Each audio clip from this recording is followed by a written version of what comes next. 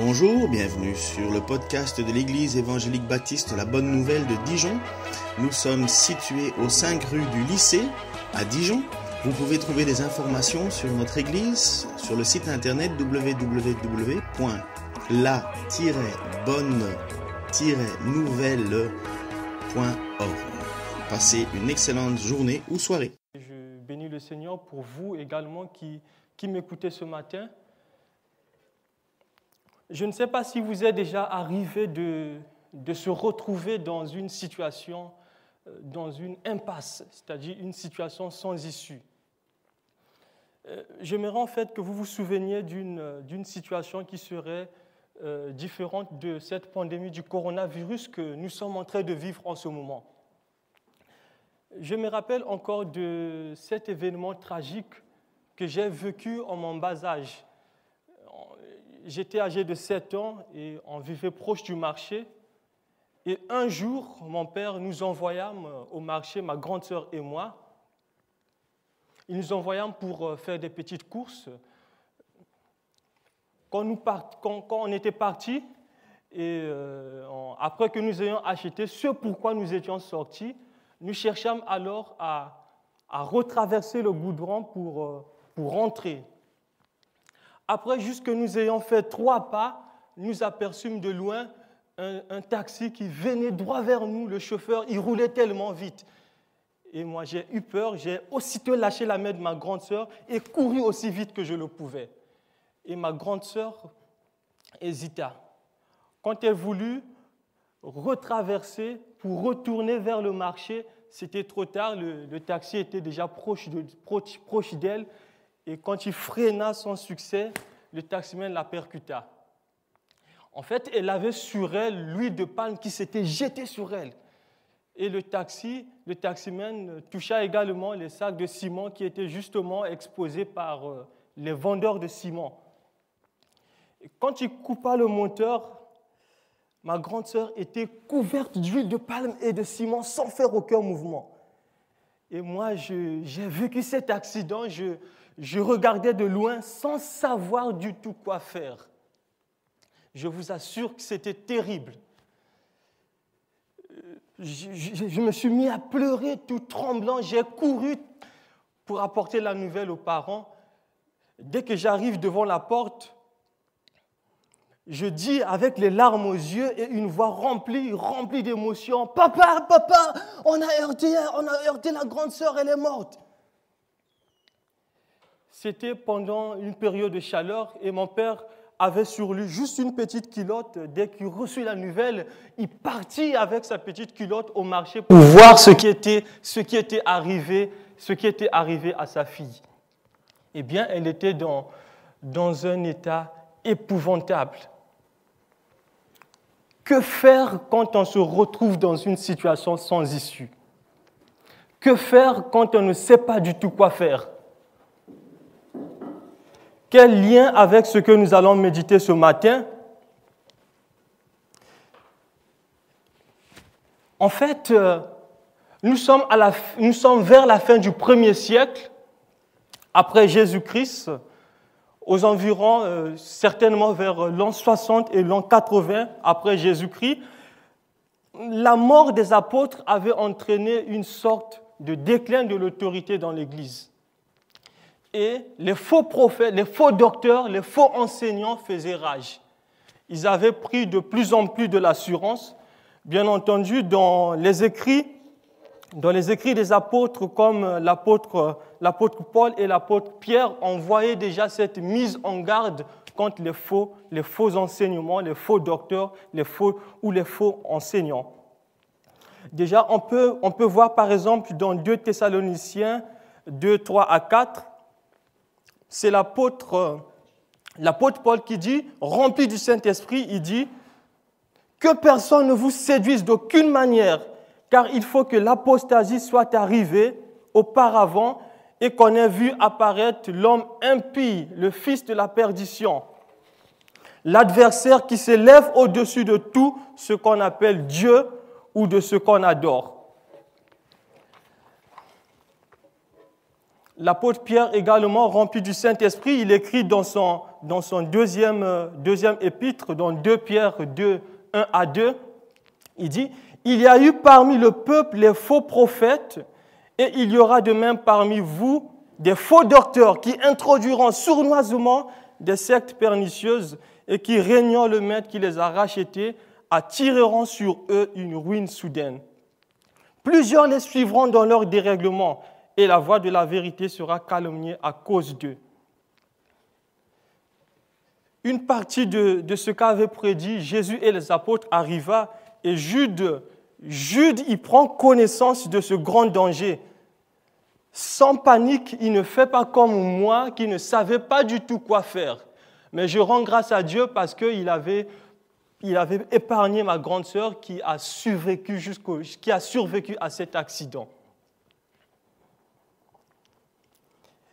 Aussitôt, il appuie sur le bouton d'alerte et il prévient les chrétiens de ce grand danger. Dans cette épître, Jude, il adopte l'approche d'un bon père. Il sait qu'il a des choses très difficiles à annoncer à ses lecteurs. Le sujet des faux enseignants, c'est un sujet très sensible, mais il prend le temps de rassurer ses lecteurs. Alors je vous invite à ouvrir vos Bibles. Nous allons lire les 2 premiers versets pour lancer notre série sur Jude.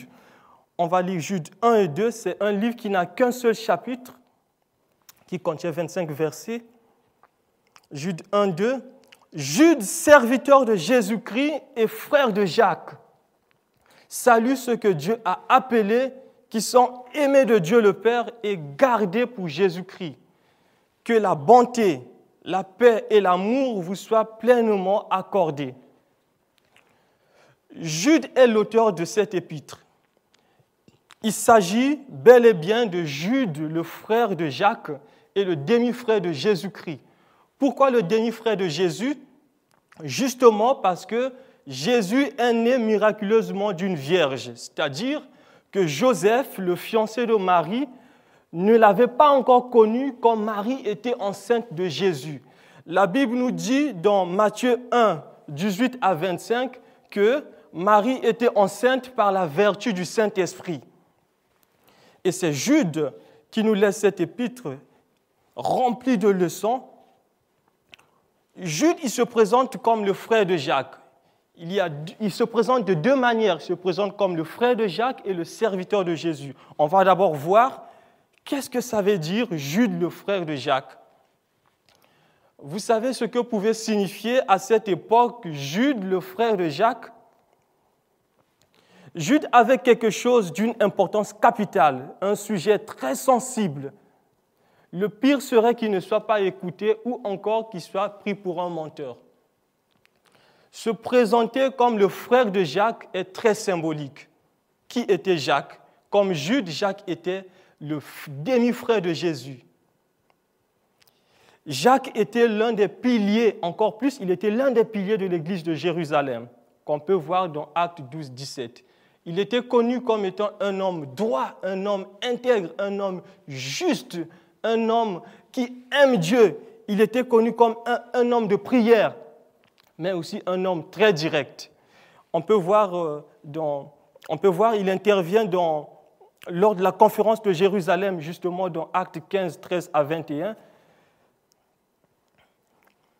Étant donné que l'église de Jérusalem était la toute première église modèle, avec en sa tête plusieurs apôtres, on comprend mieux la prééminence de Jacques en ce début du christianisme. Jacques avait une certaine autorité. Le fait que Jude se présente comme le frère de Jacques devrait lui donner une position d'autorité, une certaine couverture. Maurice Ray dit dans son livre « En se présentant comme le frère de Jacques, Jude met le sceau de l'approbation de l'Église sur les enseignements qu'il va transmettre. » Jude se présente aussi comme le serviteur de Jésus-Christ. Le serviteur de Jésus-Christ. Jude ne se présente pas comme un bishop, encore moins comme le patron, ni comme le frère de Jésus, bien qu'il était le demi-frère de Jésus-Christ. Il ne se prévaut pas de cette situation familiale, mais il se présente comme le serviteur de Jésus, de Jésus-Christ. Le mot serviteur utilisé ici vient du grec doulos, qui signifie esclave.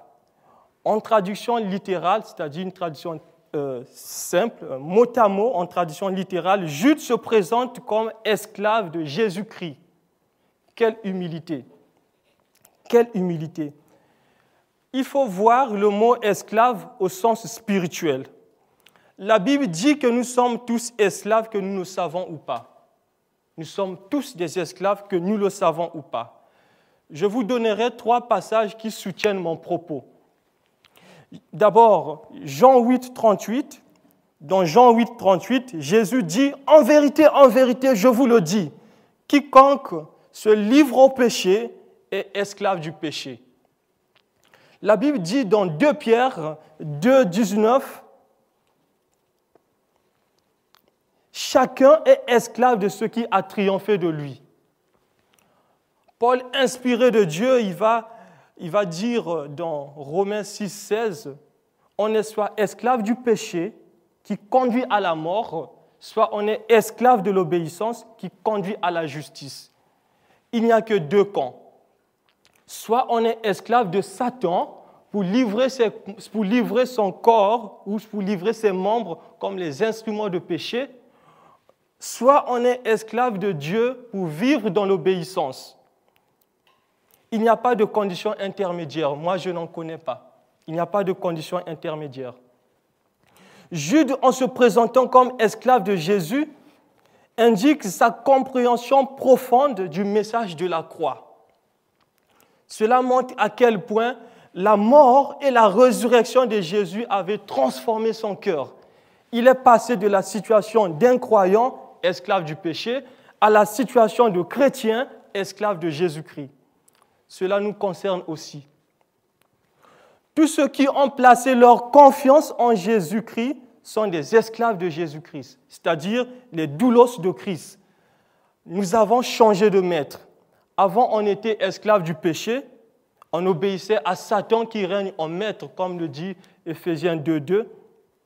Jésus-Christ nous a rachetés à un grand prix. À quel prix? Au prix de son sang.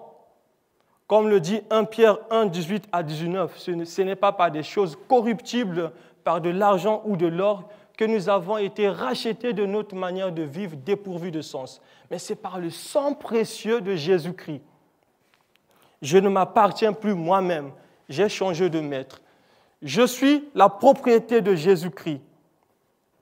La Bible dit dans Galates 2:20, « J'ai été crucifié avec Christ. Ce n'est plus moi qui vis, c'est Christ qui vit en moi. Ce que je vis maintenant dans mon corps, je le vis dans la foi au Fils de Dieu qui m'a aimé et qui s'est donné lui-même pour moi. Il est mon maître, je suis son esclave. Ce qui doit me caractériser en tant qu'esclave de Jésus-Christ, en tant que serviteur de Jésus-Christ, c'est l'humilité et l'obéissance. Après qu'il s'est présenté comme le frère de Jacques et le serviteur de Jésus-Christ, Jude décrit les caractéristiques de ses lecteurs, de ses destinataires. Il dit que ces destinataires sont appelés par Dieu, ils sont aimés par Dieu et gardés pour Jésus-Christ. Nous allons voir ensemble ce que signifie être appelé par Dieu. Jude dit que le chrétien est appelé par Dieu. Le même mot est utilisé par Jésus dans Matthieu 22, 14. Il y a beaucoup d'appelés, mais peu d'élus. Dieu a appelé ses croyants à lui. Il les a mis à part et les a choisis comme ses enfants. Dans ce passage, Jude ne parle pas d'un appel général, mais il parle d'un appel spécifique, un appel particulier, un appel solennel, un appel intérieur que chaque chrétien reçoit. Il est vrai que la Bible dit que Dieu appelle tous les hommes à la repentance. Ça, c'est un appel général. On peut le voir dans Jérémie 35, 15. Je vous ai envoyé sans me lasser tous mes serviteurs, les prophètes, pour vous dire, abandonnez votre conduite mauvaise, faites le bien, cessez de courir après d'autres dieux pour leur rendre un culte, et vous demeurerez dans le pays que je vous ai donné à vous et à vos ancêtres. Mais vous n'avez pas prêté attention et ne m'avez pas écouté. Appel général, mais qui est très souvent ignoré. La Bible dit également dans Ézéchiel 33, 11, « Dis-leur, aussi vrai que je suis vivant, le Seigneur l'Éternel le déclare, je ne prends aucun plaisir à la mort du méchant. Je désire qu'il abandonne sa conduite et qu'il vive. Détournez-vous donc de votre mauvaise conduite. Pourquoi devriez-vous mourir, gens d'Israël ?» Eh bien, cet appel, l'appel de Dieu, je peux la comparer également à cet appel d'un roi, de ce roi dans le livre d'Esther qui invita les jeunes filles vierges et choisit sa reine. C'est le roi Assuérus dans le livre d'Esther. Quand Vashti, sa reine, la déshonora et fit venir toutes les jeunes filles, un appel général. Et il choisit Esther pour être sa reine, un appel spécifique, un appel solennel, un appel particulier. On revient toujours sur l'idée de départ, on revient toujours sur l'idée principale qui est évoquée dans Matthieu 22, 14. Il y a beaucoup d'appelés, mais peu d'élus. Dans ce verset, on comprend mieux que Jude parle d'un appel intérieur, un appel solennel, un appel spécial que Dieu fait à chacun avant de croire. Par cet appel, Dieu éveille la volonté humaine et transmet la vie spirituelle, ce qui permet aux chrétiens autrefois morts de recevoir l'Évangile et de croire en plaçant leur confiance ou leur foi en Jésus-Christ. Jésus dit dans Jean 6, 44, « Personne ne peut venir à moi si le Père qui l'a conduit, personne ne peut venir à moi si le Père qui m'a envoyé ne l'attire, et moi je le ressusciterai au dernier jour. Personne ne peut venir à moi si le Père qui m'a envoyé ne l'attire, et moi je le ressusciterai au dernier jour. » Dans sa sagesse souveraine, Dieu a choisi les croyants en se basant uniquement sur son dessein, uniquement sur son plan divin. Eh bien, Romains 8, 28 nous décrit exactement cette réalité de l'appel de Dieu. Romains 8, 28 nous dit que nous savons en outre que Dieu fait concourir toutes choses au bien de ceux qui l'aiment, de ceux qui ont été appelés conformément au plan divin. Cela nous conduit à l'humilité. Si tu es chrétien, c'est que tu as reçu un appel intérieur de Dieu. Nous sommes nés pécheurs et en route pour l'enfer. Dieu qui est plein de miséricorde, Dieu qui est plein de bonté, plein de compassion, il a décidé lui-même de s'intéresser à nous. Il nous a appelés, il nous a invités à obtenir le salut éternel dans le royaume à travers de son Fils Jésus-Christ, mort et ressuscité pour nos péchés. Quelle grâce! Oui, quelle grâce mon frère, quelle grâce ma sœur. Et toi qui m'écoutes ce matin, es-tu sauvé? As-tu la certitude de ton salut? Si tu meurs aujourd'hui, tu es sûr que tu iras au ciel avec Jésus?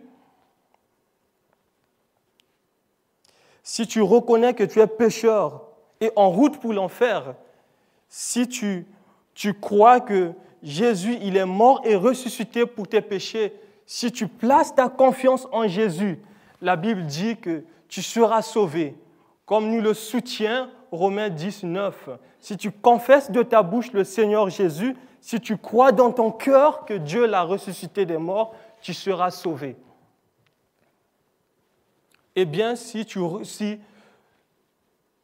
ressens en ton être intérieur cette invitation de Dieu qui te convainc d'abandonner tes péchés et de mettre ta confiance en Jésus, n'hésite pas, c'est l'appel de Dieu.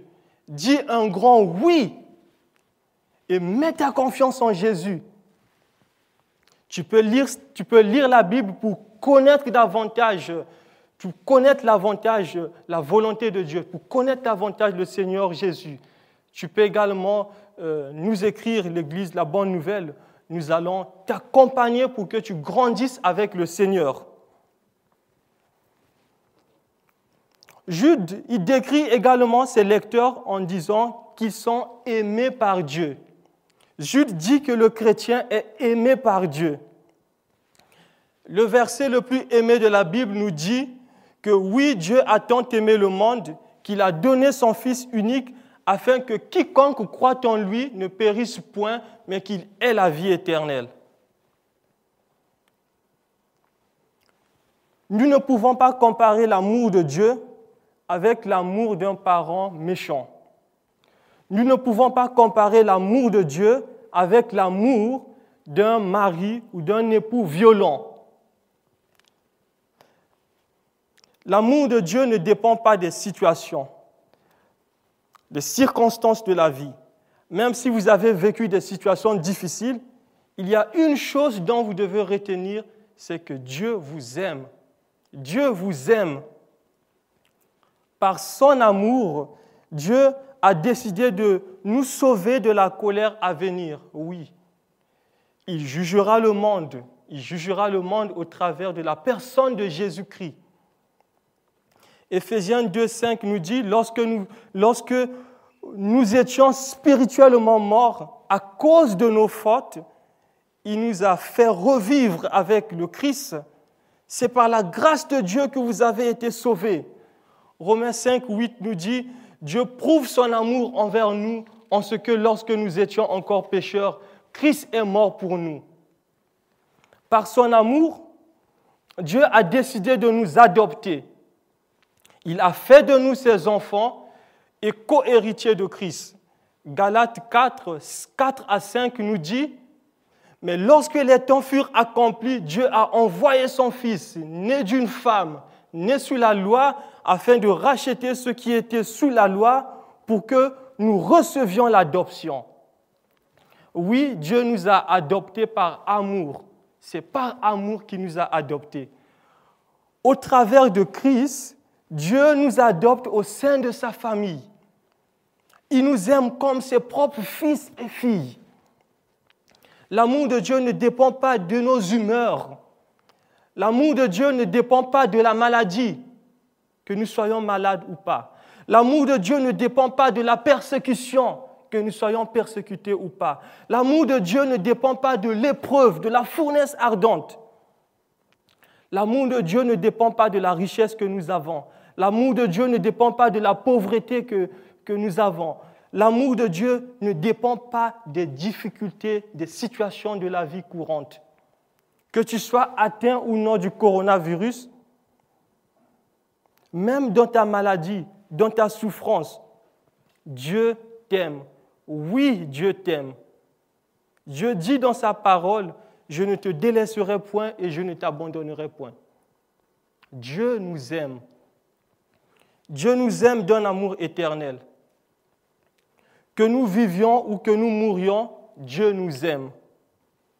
Romains 8, 38 à 39 nous dit, « Car j'ai l'assurance, ni la mort, ni la vie, ni les anges, ni les dominations, ni les choses présentes, ni les choses à venir, ni les puissances, ni la hauteur, ni la profondeur, ni aucune autre créature ne pourra nous séparer de l'amour de Dieu manifesté en Jésus-Christ. Même quand tu marcheras dans la vallée de l'ombre de la mort, Dieu t'aime. Oui, Dieu t'aime. Les chrétiens sont aimés par Dieu. Ils sont appelés par Dieu et ils sont aimés par Dieu. Le troisième élément dont Jude décrit ses lecteurs, il dit qu'ils sont gardés pour Jésus-Christ. Jude dit que le chrétien est gardé pour Jésus-Christ. Le mot garder utilisé ici vient du grec théréo qui signifie observer, qui signifie garder, qui signifie préserver, qui signifie pratiquer, se maintenir. Dans ce petit livre, le livre le plus court de la Bible qui ne contient qu'un seul chapitre avec 25 versets, Jude décrit le mot garder est utilisé 6 fois. Même Jésus avait utilisé ce mot qu'on peut voir dans Jean 14, 15. « Si vous m'aimez, gardez mes commandements. » Dans sa prière, avant de donner sa vie pour le monde, il est tenté de prier le Père pour qu'il garde ses disciples. Il disait, « Je te prie, je ne te prie pas de les ôter du monde, mais de les préserver du mal. » Jean 17, 15. Même l'apôtre Paul l'a utilisé entre-temps dans sa dernière épître, c'est-à-dire son testament à son fils spirituel Timothée. Dans 2 Timothée 4 à 7, il dit « J'ai combattu le bon combat, j'ai achevé la course, j'ai gardé la foi. » Le fait d'être gardé par Dieu pour Jésus-Christ nous rassure. Cela nous rassure, le fait d'être gardé par Dieu pour Jésus-Christ. Jésus-Christ a promis de garder les croyants en sécurité pour l'éternité. On va encore lire quelques passages qui soutiennent cela. On va lire Jean 6, 39 à 40. Jésus dit, « Celui qui m'a envoyé veut que je ne perde aucun de ceux qu'il m'a donnés, mais que je les ressuscite au dernier jour. Oui, telle est la volonté de mon Père, que tous ceux qui tournent leur regard vers le Fils et qui croient en lui possèdent la vie éternelle. Et moi, je les ressusciterai au dernier jour. » Un autre passage qui soutient cela, c'est Jean 10, 27 à 29. Jésus dit, « Mes brebis écoutent ma voix, je les connais et elles me suivent. Je leur donne la vie éternelle. Jamais elles ne périront et personne ne pourra les arracher de ma main. Mon Père qui me les a donnés est plus grand que tous et personne ne peut arracher qui que ce soit de la main de mon Père. »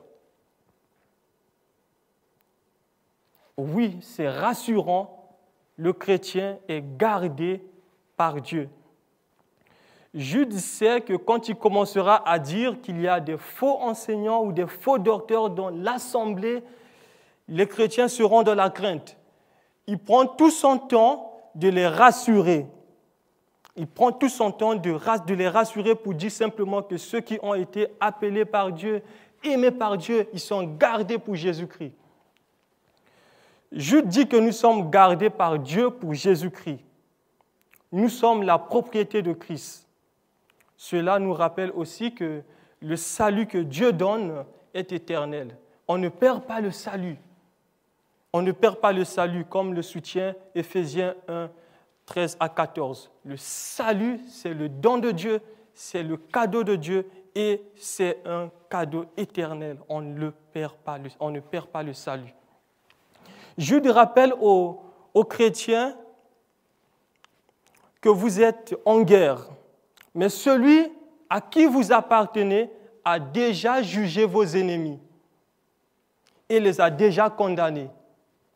Dans Jude 3, il est dit que ces faux enseignants ou ces faux docteurs, leur condamnation est écrite depuis longtemps.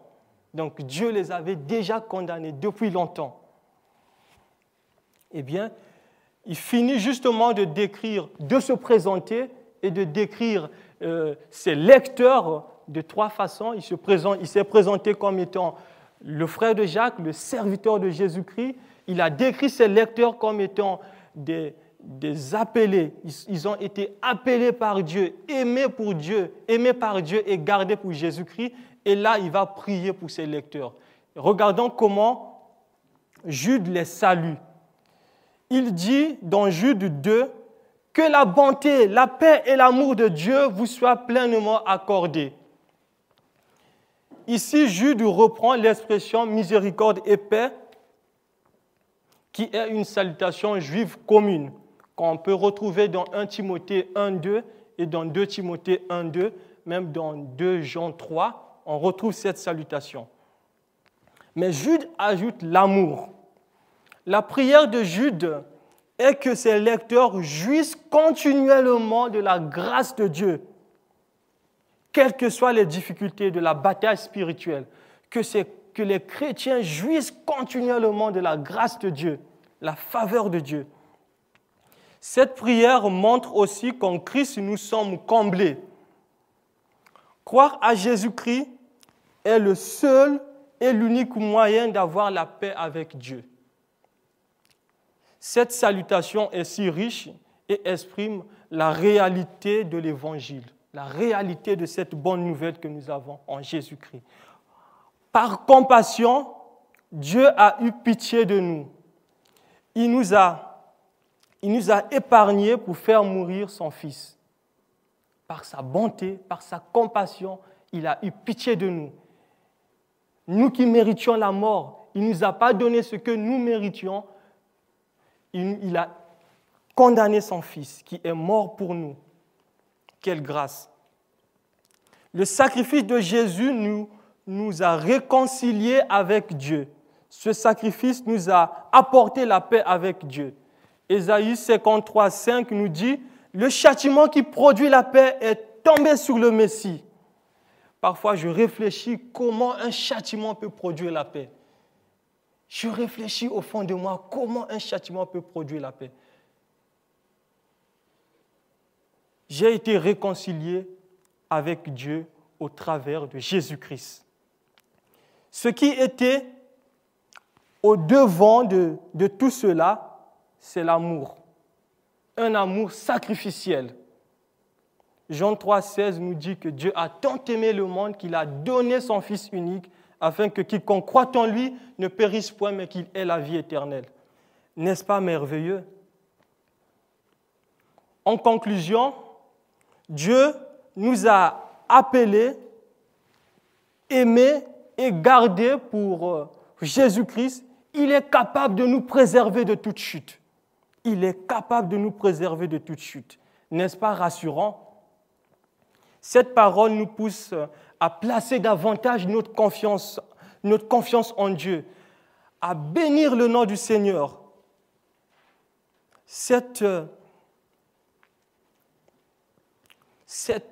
assurance que nous avons en Dieu, cette assurance que nous avons en sa parole, cela nous pousse également à vivre pleinement sa parole, à vivre dans l'obéissance.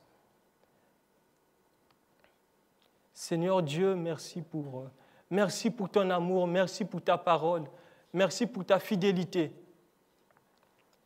Merci Seigneur de ce que tu nous gardes. C'est toi qui nous as appelés, c'est toi qui nous as aimés et c'est toi qui nous préserves de toute chute. Seigneur, nous nous remettons simplement à toi afin que tu fasses de nous des personnes que tu veux que nous soyons vraiment attentifs à toi. Béni sois-tu pour la vie de tout un chacun. Nous sommes confinés, mais nous comptons sur toi, Seigneur. Visite-nous, parle-nous, Seigneur. Et nous te prions pour ce pays qui est dans la crainte, ce pays qui est dans la peur, que tu puisses nous préserver, Seigneur, de cette épidémie. Tu es capable de mettre terme à ça. Et nous te prions pour l'Europe, nous te prions pour l'Amérique, pour l'Asie, nous te prions pour le monde entier, pour tes chrétiens qui sont partout dispersés. Oui, Seigneur, pour tes chrétiens qui sont dans la persécution, que tu puisses, Seigneur Dieu Tout-Puissant, nous préserver, que tu puisses nous garder, que tu puisses nous donner de tenir ferme, de garder la foi comme l'apôtre Paul pouvait le dire. J'ai gardé la foi. Sois exalté encore au travers de ce dimanche, sois exalté encore au travers des jours à venir, Seigneur, que tu puisses permettre à ce que cette épidémie prenne fin, que nous puissions nous retrouver encore, les frères et sœurs, nous puissions nous retrouver pour louer ton nom, pour t'exalter. Au nom de ton Fils Jésus, que nous avons prié. Amen.